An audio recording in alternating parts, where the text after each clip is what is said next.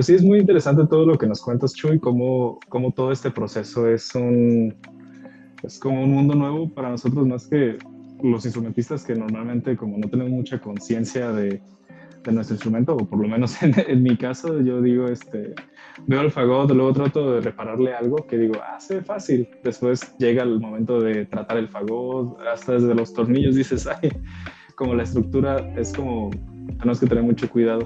Pero te quería preguntar, en tu experiencia, ¿qué es lo que más suele impactar a las personas cuando ven el trabajo de restauración del instrumento de cerca? O sea, en contra de lo que ya habían visto, cómo habían traído su instrumento. Mira, lo que más impacta, a veces de hecho es lo más sencillo, ¿eh? O sea, a veces lo que más impacta en primer lugar es que lo ven limpio.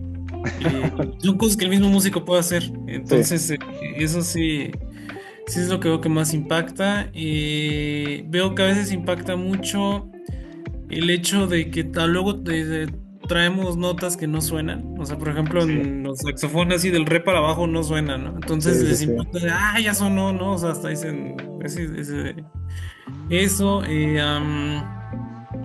No sé, por ejemplo, me pasó con una trompeta hace como 15 días.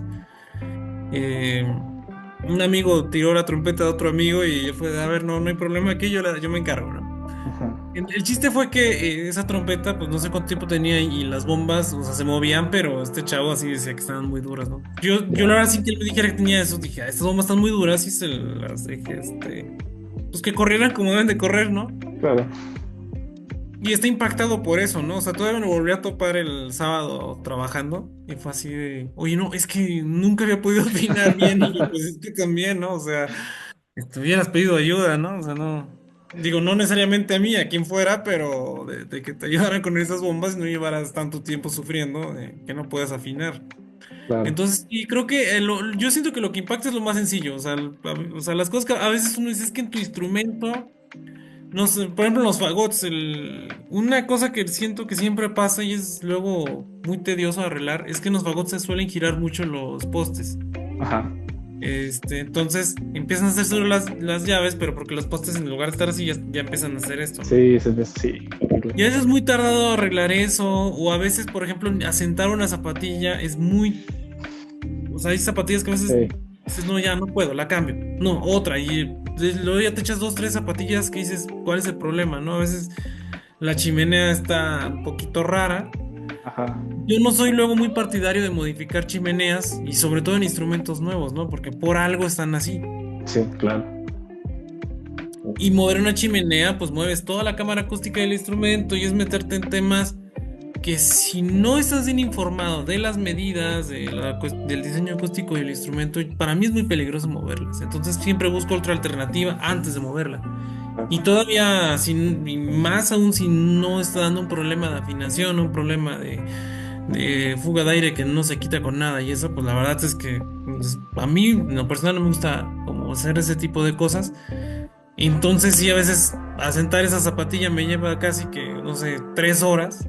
Ujú. Y el músico, sí, está bien. Y yo así de, pero muchachos, es una Sí, zapatilla, ¿no? Y tú me estás claro, diciendo que qué chido porque las llaves están brillosas cuando a veces ni las pules, ¿no? O sea, nada más es darles una limpiada porque no es necesario pulirlas. justo. Entonces, sí, lo más sencillo es lo más impactante. No, claro, y justo conectándolo con lo que dices, que lo más sencillo, lo más impactante, o sea, muchas veces a uno como instrumentista dices, pues ahí está, le doy su mantenimiento cada 2 semanas, cada mes, cada 2 meses, dices, y luego está eso de que tienes que mandarlo con el laudero así para que esté en un estado muy saludable tu instrumento como cada 6 meses. Digo, o sea, un año ya es lo máximo que tienes que esperar, o sea, ya estás o sea, ya el instrumento está ya muy maltratado, por así decirlo, ¿no? Pero justo conectándolo con esto, ¿tú qué tipo de mantenimiento preventivo recomendarías a los propietarios de instrumentos de madera para asegurar una vida útil más larga del instrumento, para que esté bien conservado el instrumento? Mira, si a vida larga vamos, creo que son varias cosas. Eh, ¿Te refieres nada más a cosas que hace uno como músico o cosas que pedirle a un reparador? Nada más tengo esa duda. Creo que cosas como hace uno como músico, como intérprete, porque luego hasta un mal posicionamiento de manos puede afectar varias cosas en el instrumento. Pero, o sea, además como justamente eso, qué pedirle al músico, qué tener en cuenta como intérprete para la conservación del instrumento y qué podríamos hacer más seguido para, pues, justamente mantener el instrumento en condiciones. Mira, y bueno, de las cosas principales, yo te estoy hablando, por ejemplo, en la conservación del instrumento, a veces, sobre todo por ejemplo, en climas como donde tú estás, sí hay que buscarles un buen lugar para dejarlos. A veces, aunque no necesariamente les dé el sol, sí se calientan mucho y no vemos como tal que pase algo, pero sí es constante. Las zapatillas finalmente se pegan se usa un adhesivo que funciona con calor, Ujú. pero no es tantísimo calor el que hay que ponerles. Entonces llega un punto donde sí se puede aflojar y las zapatillas, si ya estaban en la forma que ha tenido que estar, pues se va a ir hacia el lado que tenga más fuerza la aguja o la muelle, si es una llave normalmente cerrada. Y si es una llave normalmente abierta, a veces nada más se sale pareja, ¿no? Siempre. Ujú. Entonces, creo que lo primero es buscarle un buen lugar, ¿no? O sea, yo siempre les digo mis alumnos que les busquen al clarinete un lugar, como traen muchos productos, ¿no? Que almacenes en un lugar oscuro, fresco y seco.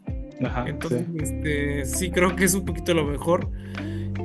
Yo les he dicho a veces que abajo de las camas puede ser un buen lugar, para poner los instrumentos, porque no es así a veces el lugar más caliente, aseguras que no le dé el sol. Inclusive está libre de cualquier tipo de accidentes que pueda suceder en Ujú. casa. Entonces creo que Claro. es un buen lugar para ponerlos. Digo, si el estuche lo permite, ¿verdad? Ujú. Evidentemente. Claro. Este, Creo que yo partiría de eso. Y lo otro, lo básico, lo de toda la vida, el limpiar el instrumento después de usarlo, el hidratar los corchos, o así traer una buena grasa de corchos. Fíjate que a veces veo digo, no afecta en otra cosa, la verdad, más allá de la limpieza, o sea, de que se te va acumulando. Sí usar una buena grasa de corchos.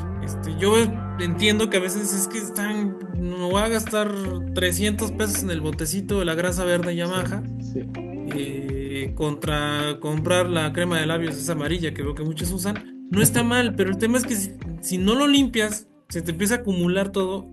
Y a veces ves instrumentos profesionales muy buenos, pero así, o sea, con mucha grasa pegada. Sí, Y sí, la sí. grasa corcho original evita un poquito eso. O sea, no, digo, si no lo limpias, todo se va a juntar, ¿eh? Entonces creo que.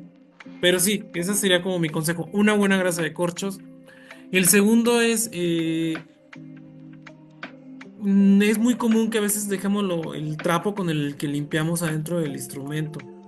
Entonces no es lo mejor porque sí, sí se forman más bacterias, en cuestión como de que luego te puedas andar ahí enfermando o reactivando alguna enfermedad. Ujú. Entonces sí, yo soy partidario de mejor dejar los trapos o cualquier cosa que esté húmeda, dejarla normalmente en otra parte del estuche, o sea, las bolsas exteriores, o si no, en una mochila, lo que sea aparte, pero no que esté dentro del instrumento ese trapo mojado.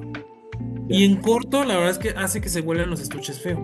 O sea, el forro finalmente sí, y luego es ese olorcito que abres y da un olor ahí como humedad y feo, entonces, Sí, sí, sí, sobre todo en el ámbito comunitario. Oh, ajá, sí, sí. entonces, y parte mucho de eso, de los estuches. Eh, ¿Qué otra cosa te puedo decir? Pues bueno, ya después pasando con mantenimiento diario y dejando de lado el no tirarlo, eh, o pegarle, ¿no? Creo que algo también que afecta mucho y no nos damos cuenta, pero sí es como muy gradual. Es cuando estamos a veces estudiando o en los ensayos, dejamos los instrumentos en la silla. Sí. Digo, la neta, no muchos.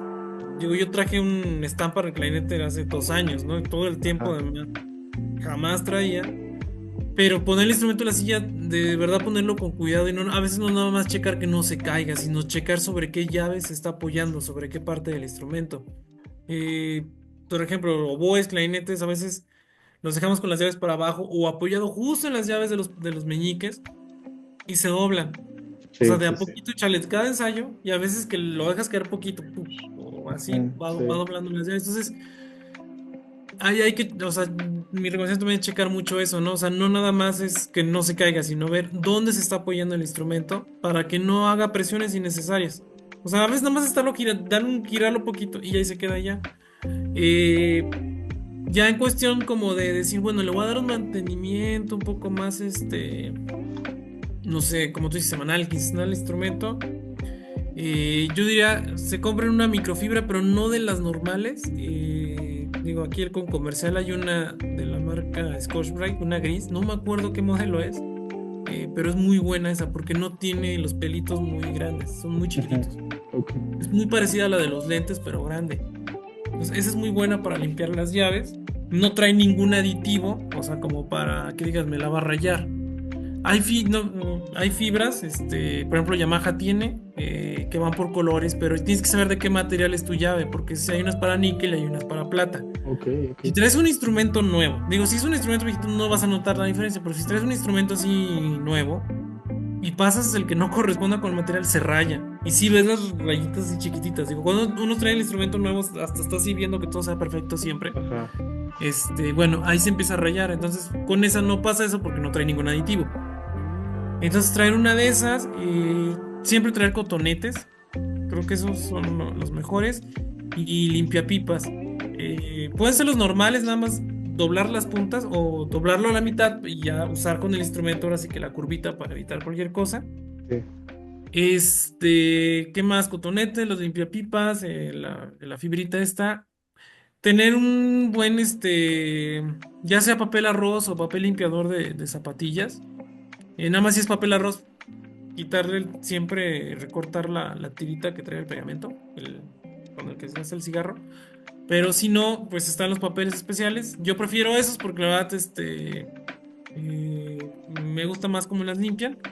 Y traer un aceite de llaves. El aceite de llaves, digo, aparte de a veces que está dando lata alguna ponerle, también nos ayuda solo en zapatillas de piel y en emergencias, cuando tenemos la típica zapatilla que se queda pegada. Sí. Entonces, creo que traer un aceite de llaves chiquito siempre es mandatorio para nosotros. Y un desarmador, ¿no? Sí. Para meter los tornillos. Algo también de recomendaciones. A veces evitamos muchas cosas en nuestros instrumentos solo con una inspección visual, o saber que todo jale. Ujú. A veces traemos, por ejemplo, los tornillos así una nadita salidos y no nos damos cuenta. Entonces, ese luego es el tornillo que se termina perdiendo, el que se termina enchuecando. Entonces, el desarmador es como para tu inspección visual que des una vez a la semana, cheques, a este tornillo se está saliendo. Ah, bueno, lo voy a Sí, meter. sí, sí. Si la siguiente semana ves lo mismo, aquí hay de dos, o lo llevas a que te lo chequen o lo haces tú. ¿Por qué? Porque básicamente lo primero que hay que hacer es sacar todo el tornillo y limpiarlo. Puedes agarrar un papelito, una servilleta, lo limpias bien, le quitas toda la grasa, le vuelves a poner este aceite y lo vuelves a poner. Y Ok. ya ves, si se vuelve a salir, sí ya tienes que van a que checarlo porque probablemente esté poquito chueca la llave o algo. Pero a veces ahí queda, ¿eh? O sea, nada más volviéndolo a engrasar, ya. Porque ya más bien ahí era que el aceite viejito pues empieza como a ya no jalar bien, se le junta Ujú. basura y demás, pues empieza a aflojarse naturalmente. Claro, sí. Entonces, eso sería, y pues más bien y limpiar muy bien entre las llaves.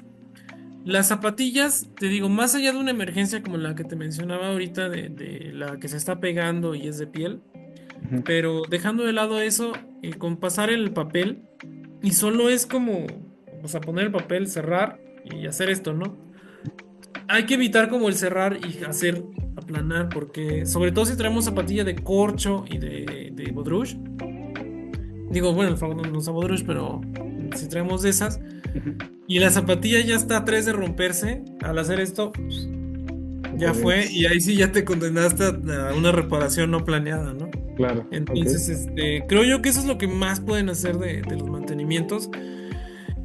Quisiera aquí también comentarte el tema, a veces también varios, digo, yo lo hacía también, está este tema de aceitar el instrumento, ¿no?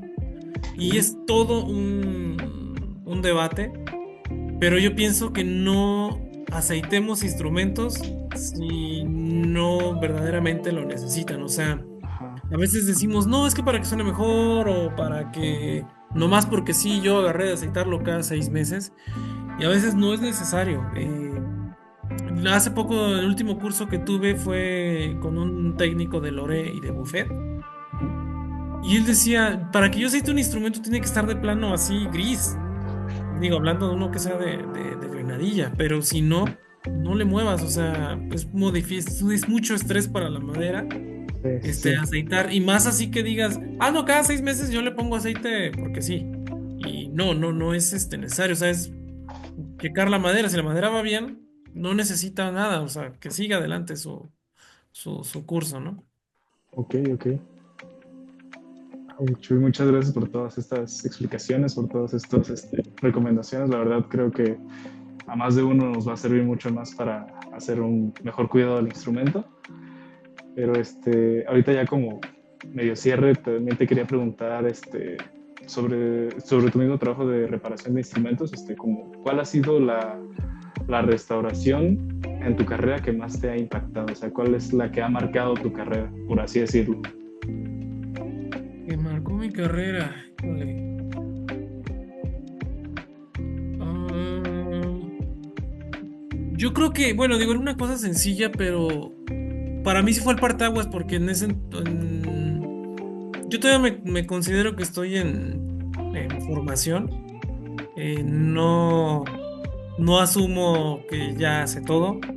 De hecho, digo, me va a salir un poquito de la pregunta, pero nada más como me gustaría comentar esto. Eh, de las cosas buenas que han sucedido últimamente, por ejemplo, ya hace casi 10 años para acá, se han hecho redes de reparadores.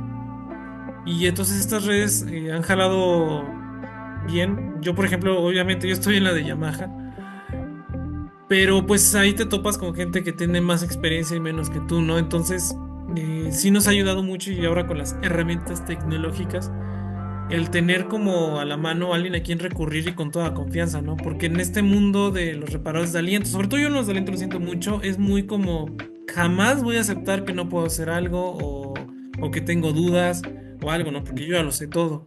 Claro. Como hay mucho ego, entonces el poder pedir ayuda, así de hablar, maestro, tengo este tema, ¿qué hago, no? Es algo que yo todavía recurro. Yo tengo, por ejemplo, un gran aliado en Toluca, otro en Oaxaca y en la Ciudad de México. Y bueno, y otros, ¿no? O sea, tengo, por ejemplo, o sea, digo, esta red de Yamaha ahí como ya nos conocemos, digo, hace casi 10 años que sabemos de quien es muy bueno para el sax es fulano, déjame le hablo, le digo. Quien es muy bueno para el oboe, déjame le hablo a tal, ¿no? Entonces eso es algo muy bueno que está ocurriendo y que ojalá siga, ¿no? He visto también otras propuestas de que han hecho este tipo de alianzas, de otros grupos de reparadores. Digo, no estoy yo en ellas, sé que existen y se me hace bueno, ¿no?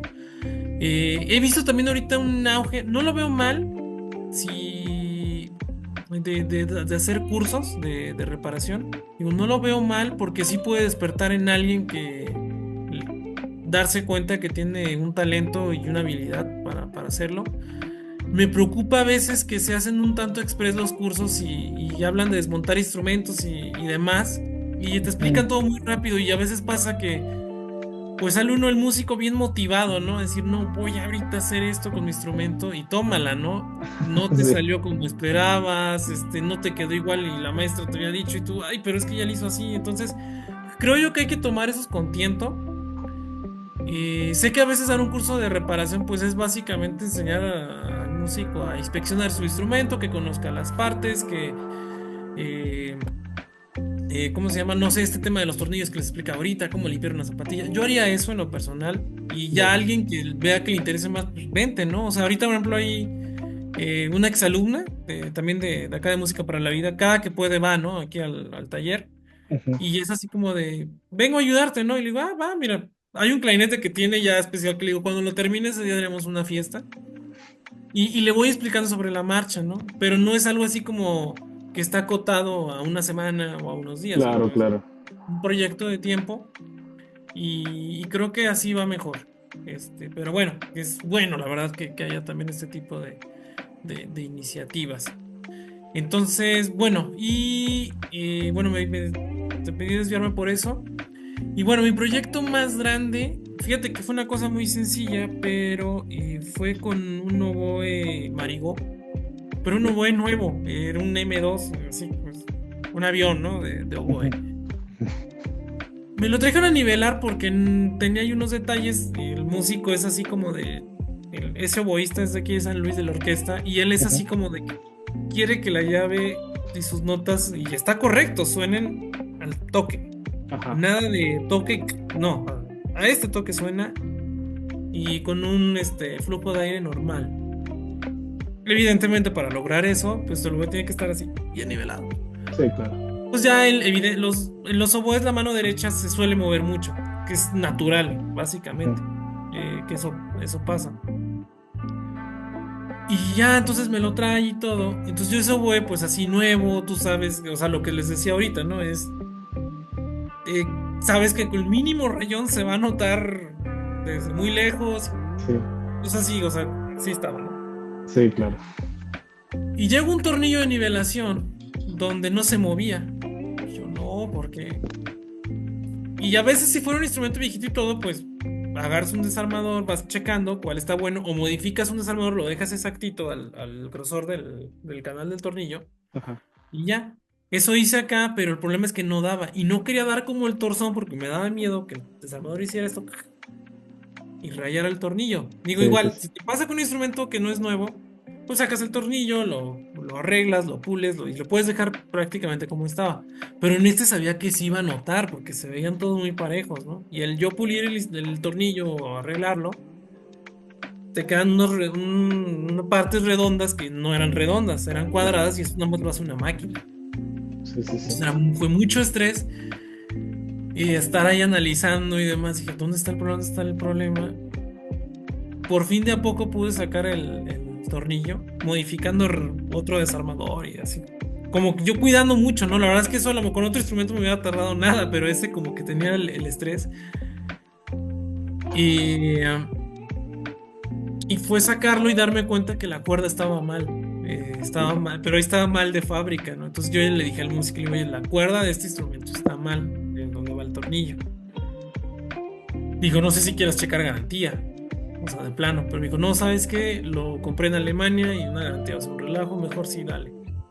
Entonces ahí fue como para mí la prueba de fuego en ese tipo de cosas, de bueno, pues vamos a arreglar la cuerda, porque quería yo que no se notara, que eso fuera como así, ¿no? Y sabía que el músico estaba enterado de todas las condiciones del instrumento, ¿no? O sea, donde viera una rayita de más, digo, no creo que me fuera a reclamar así un drama, pero sí me iba a decir, ay, se rayó. Y pues como que este tipo de cosas sí son incómodas, ¿no? Sí, claro. Y finalmente lo logré, lo pude nivelar. Y el músico, o sea, él sí estaba así como dijo, no marches, es que aquí ya está, esto era la diferencia de por qué el instrumento es de nuevo, yo sentí un detallito, pero él dijo, no, a lo mejor pues falta tocarlo, falta Ujú. que se siga adaptando, ¿no? Digo, al ser un instrumento nuevo. Claro. Sí fue como de mis momentos más satisfacción, pero porque fue operación, Milimétrica. así milimétrica, ¿no? Sí. Y del día a día, la verdad es que donde sí es padre es, por ejemplo, digo, ahí no te diría un instrumento, pero sí para mí me es como satisfactorio. Y a veces, por azares, digo, en esta cuestión que hago yo de audio, pues en trabajos de los fines de semana, pues topo mucho músico de música popular, ¿no? Entonces, pues norteños, bandas, estilos sinaloenses. Y a veces lo que están esperando y que yo ya a veces pongo un micrófono o ajusto y veo que están así batallando, veo una llave que digo, no, no manches, esto sí está pobre. Y le digo, a ver, presenta tu clarinete. Y con las manos, ¿no? Así de, la acomodo la llave del sí y del do, que es lo que siempre se les mueve a los clarinetes. Y dice, no manches, carnal, muchas gracias. Dale, no, o sea, ¿cuánto debo? Nada. O sea, dale, nada más es que me desesperó ver tu instrumento así. El Y toque, ya, ¿no? sí. Ya, sí, tú lo quieres arreglar, háblame o llévalo con quien quieras. Pero me desesperó, ¿no? Entonces, eso para mí es de las cosas que más me satisfacen, es ver a alguien que está batallando y que digo, ah, se lo puedo arreglar ahorita, ¿no? A ver, presta.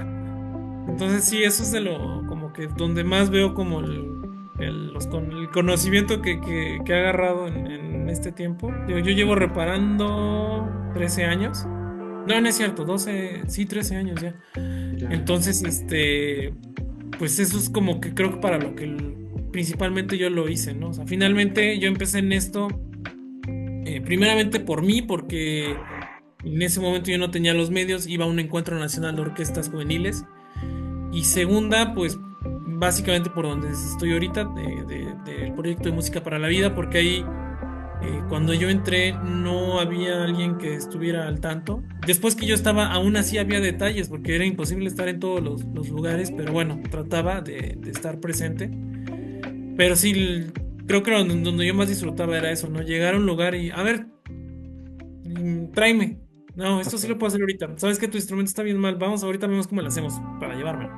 Entonces Ujú. ahí es donde es lo más satisfactorio, ¿no? Creo que el verlo así, eh, agraciadamente yo no he tenido todavía que verlo como una fuente de ingresos primaria. Entonces eso Ya, me ha permitido poder hacer eso, o sea, como sin clavarme a veces en, no, llévalo a mi taller. ya, Y claro. yo sé que pues hay banda que sí al 100 está de esto y no, no está mal, pero a mí satisfactoriamente es como un chance que me da, ¿no? Al no ser lo primario, pues es de te echo la mano, ¿no? Y no, no Sí, pasa nada. claro, claro. ¿Cómo ves?